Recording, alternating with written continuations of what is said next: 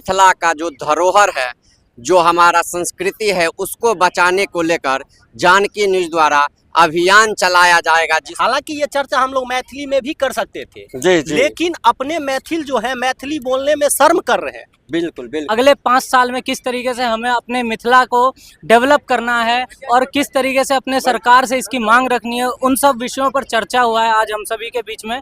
निर्णय लिए हैं यहाँ पे, जो भले ही मिथिला छोड़ के दिल्ली में रह रहे हैं, लेकिन मिथिला के विकास के लिए, मिथिला के सम्मान के लिए दिन रात मेहनत करेंगे। जय जानकी। अभी हम लोग सीपी में हैं और आपको बता दें कि जैसे ही आपको बतलाए हुए थे पिछले वीडियो में और रात्रि में भी कि जानकी न्यूज को विस्तार को लेके और मिथिला का जो धरोहर है, जो हमारा संस्कृति है, उसको बचाने को लेकर जानकी न्यूज द्वारा अभियान चलाया जाएगा, जिसके मद्देनजर आज सीपी में सेंट्रल पार्क में बैठक का आयोजन किया गया। और अभी हमारे साथ देखेंगे विक्की रॉक, कैमरामैन अनुज, मिथिलावासी हैं, तमाम हमारे मित्र साथी हैं जो अभी यहाँ पे हैं और इन लोगों ने निर्णय लिए हैं यहाँ पे, जो भले ही मिथिला छोड़ के दिल्ली में रह रहे हैं, लेकिन मिथिला के विकास के लिए, मिथिला के सम्मान के लिए दिन रात मेहनत करेंगे और सब मिल के मिथिला का जो संस्कृति है, मिथिला का जो किला है,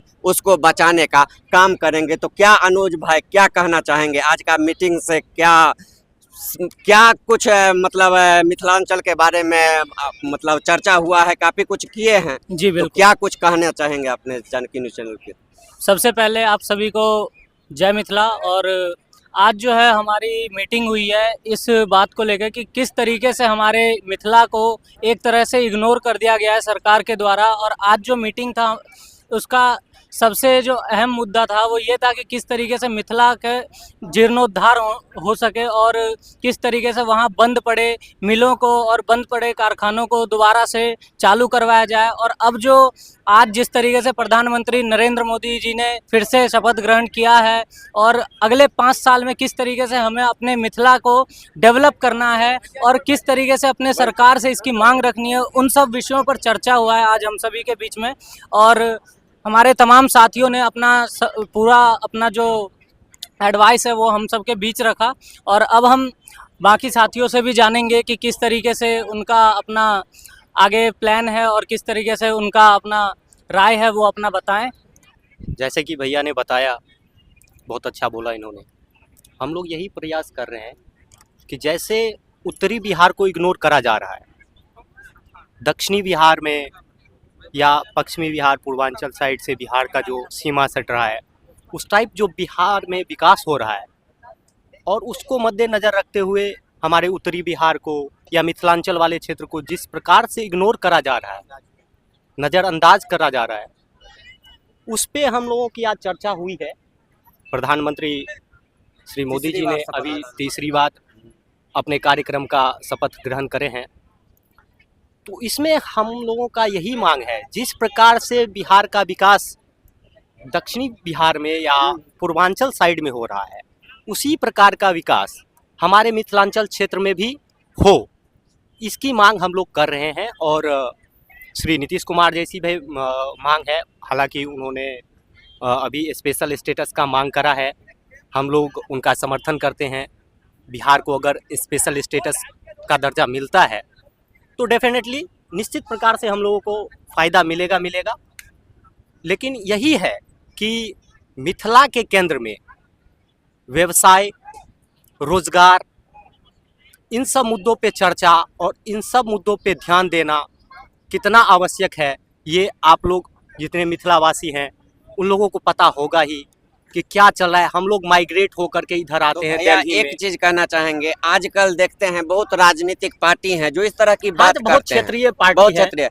अभी जो है जानकी न्यूज के तरफ से और हमारे पूरे टीम के तरफ से ये पहल किया जा रहा है जो मिथिला के विकास के लिए और मिथिला में जानकी न्यूज को विस्तार के लिए कैसे काम किया जाए। और क्या तो क्या लग रहा है इस मीटिंग से हमारा मिथिला में संदेश जाएगा? पूरा के लोग समर्थन कर रहे हैं। दिल्ली एनसीआर में जितने लोग भी हमारे जानकार हैं, सबसे मांग किया जाएगा आपके न्यूज चैनल को फॉलो करा जाए और अपनी जो मीटिंग हुई है, अपनी जो चर्चा हुई है या मिथिलावासी जितने भी हैं जो जान रहे हैं इस बात को, वो भी आवाज उठाए। जितने इन्फ्लुएंसर हैं, सोशल मीडिया पे हैं, उन लोगों से भी विशेष अनुरोध है कि वो लोग भी अपनी मांग को उठाए, क्योंकि वही हमारे प्रतिनिधि हैं, क्योंकि नेता लोग तो हमारी सुन नहीं रहे हैं। जी जी जी।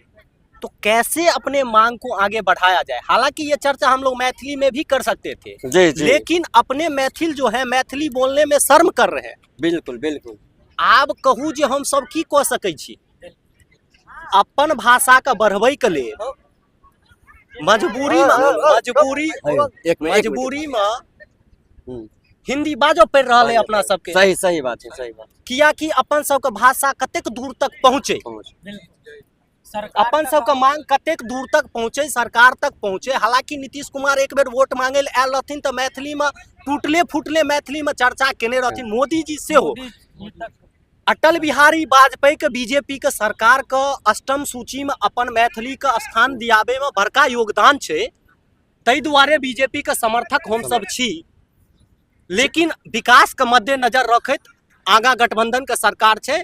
प्रणाम करे छी सब श्रोतागण के, ध्यान दियो ओहि पर में। अपन नाम कह दियो भैया। हमार नाम राघवेंद्र झा, राघव पंडित। तो सुने आप राघवेंद्र जी बतलाएं जो किस तरह से बिहार के उत्थान के लिए और जानकी न्यूज जो काम कर रहा है उसके बारे में भी। और हमारे साथ विक्रम जी हैं। क्या विक्रम जी, कैसा लगा आज के मीटिंग में? आज का मीटिंग बहुत ही अच्छा रहा जी। और उम्मीद करते हैं जैसे हम लोगों ने प्लानिंग किया है वैसे आगे भी चलता रहेगा।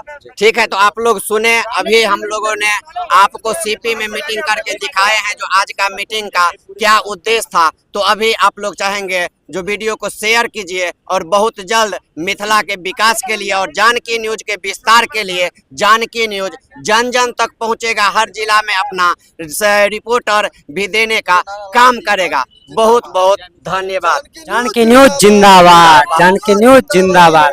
सभी लोग फॉलो करें। बहुत बहुत मैथिली।